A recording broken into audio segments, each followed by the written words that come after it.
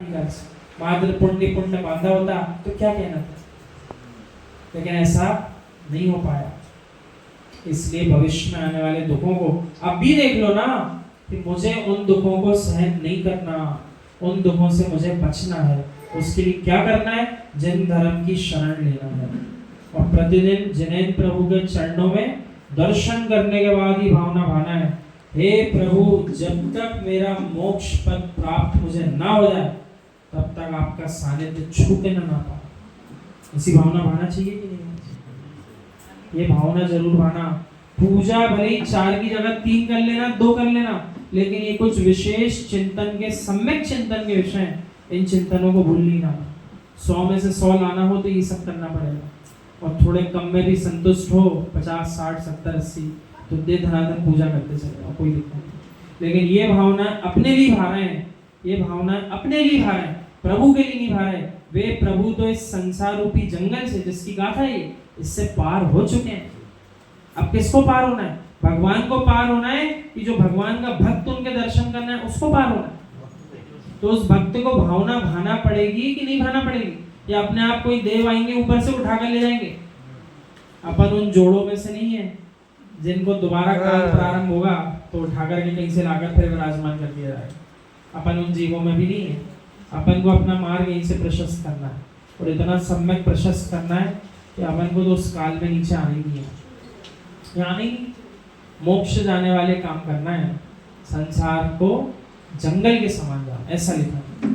बुद्धिमान मनुष्यों को प्रयत्न पूर्वक संसार रूपी जंगल से आत्मा की रक्षा करना चाहिए। यानी पाप कर्म का बंध भली मनुष्य पर्याय में करूंगा, लेकिन मनुष्य की पर्याय में इतने ही ज्ञान के साथ भोगने का काल नहीं आएगा दुख का। जब काल आएगा दुख का, तब ना जाने कौन से ऐसे जंगल में छोटा सा सूक्ष्म जीव बन के सहन करता। अभी आप देखो, इतनी भीड़ लगती जहां स्थानों पे, दुनिया भाग रही, दौड़ रही, कोई विचार नहीं कर रहा कितने जीवों को हमने रौंद दिया। वो चिल्ला रहे होंगे, चीख रहे होंगे, जितनी उनकी क्षमता है उतना तो स्पर्शन इंद्री का, घ्राण इंद्री का, चक्षु इंद्री का, कर्ण इंद्री का, 5 इंद्री वाले जीव भी होते हैं, वे भी चिल्लाते होंगे कि नहीं चिल्लाते होंगे जब इतना भार आता हो। और अपने ऊपर कोई यदि कदाचित थोड़ी देर, कुछ सेकंड भी भार लगा करके मस्तिष्क पे खड़ा हो जाए, तब जीव को समझ में आएगा कैसी वेदना हो रही, तड़पन हो रही। और उनके ऊपर इतना भार, उनके आकार छोटे हैं, सो उनके ऊपर रख दिया, किसी ने आवाज नहीं सुनी। ऐसा उन्हीं जीवों के साथ हो रहा है कि मैं भी ऐसे दुख सहन कर चुका, मैं भी कर चुका, मात्र वे नहीं कर रहे। पर उनको बचाते हुए मुझे ये भी भाव लाना है, मुझे खुद भी अब इन पापों से बचना है, ऐसी स्थिति मेरी ना तो ज्ञानी हो, तो ज्ञानी हो। और मात्र बचाई है तो दया तो दिखाई है, लेकिन एक बात आपको और बता दें, दया मात्र वीतरागता का परिचय नहीं देती। अच्छे से समझ लेना, आप पूरी बात सुन गया ना।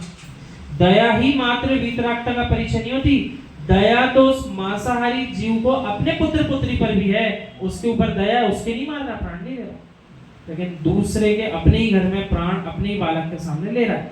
तो दया ही मात्र वीतरागता का परिचय नहीं होती।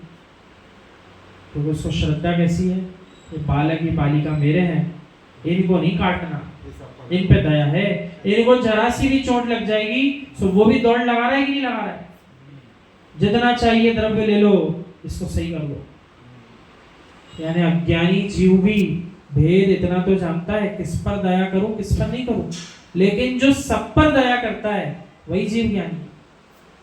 इसलिए मात्र किसी संसारी की दया देखकर ऐसा निर्णय मत कर लेना, अरे ये भी अपने जैसा भला पुरुष है।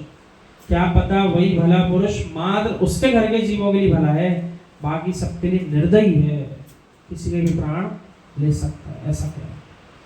विवेकी ज्ञानी जन सुखद कार्यों में ही श्रम करते हैं। यानी विवेकी होगा, ज्ञानी होगा तो जिन कार्यों से वर्तमान में सुख मिल रहा है, जिन कार्यों को करके भविष्य में सुख मिलेगा, उन्हीं कामों को करने में अपना श्रम लगाता है, मेहनत करता है।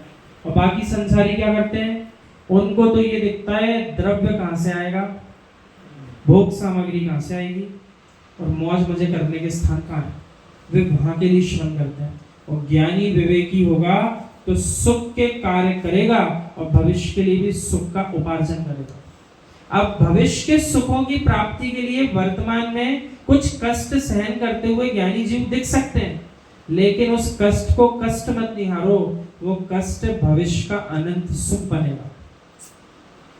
अब जैसे माना कि कोई वीतरागी श्रमण भरी गर्मी के दिन में अपन गए दर्शन करने और वे भर दोपहरी में समाहित कर रहे, पसीना टपक रहा, सो जो सामान्य संसारी जीव होगा कहेगा क्या ये क्या कर रहे हैं, अपने शरीर को कष्ट दे रहे हैं, क्या आवश्यकता है, पंखे लगे कूलर लगे और चला नहीं रहे, ये तो शरीर को कष्ट दे रहे हैं, बहुत क्रूर है। किसको क्रूर बोल रहा है? वीतरागी श्रमण को क्रूर कह रहा है। और वही जो ज्ञानी जीव होगा, सम्यक श्रद्धानी होगा, वो देखते ही हाथ जोड़ जाएंगे। तो क्या कहेगा? वर्तमान में दिख रहे शारीरिक कष्ट भविष्य के अनंत सुख के उपार्जन कराने वाले हैं। और ऐसे भाव करते ही उसके भाव क्या होंगे? महाराज इतने में ही प्रसन्न मत हो जाना, बहुत बढ़िया महाराज जी, बहुत अच्छी समाहित कर रहे हैं, रोज किया करो। महाराज जी की समाहित करने से आप मोक्ष नहीं चले जाओगे। उनके समाहित करते हुए, उनके कष्टों को सहन करते हुए वर्तमान में देख करके अपने भी तो परिणाम बनाओ। मुझे भी कार्य तो यही करना है, अभी मैं कर नहीं पा रहा हूँ लेकिन करना है, ये करूंगा तो मेरा भी कल्याण हो जाएगा। कम से कम इतनी भावना अपन ज्ञानी जीवों को बनाना चाहिए कि माधुरी देख के जाए। कितने लोग आए थे महाराज जी के पास, कौन कौन बैठा था, कौन कब चला गया, कौन ने महाराज जी से क्या लिया, क्या दे दिया, और कौन क्या बातें कर रहा था।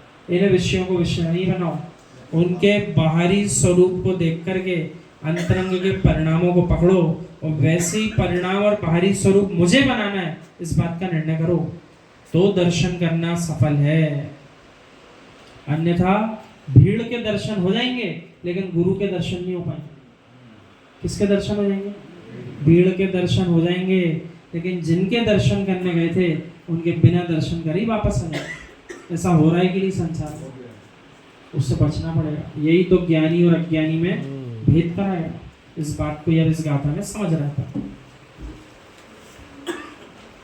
यहाँ समझा रहे हैं, प्रश्नोत्तर रत्न मालिका जी ग्रंथ में वीतरागी तपोधन राजर्षि अमोघ वर्ष मुनिराज संयम की महिमा बतला रहा है। ज्ञानियों, संसार में मनुष्य पर्याय प्राप्त करके संयम धारण करना ही सर्वश्रेष्ठ है।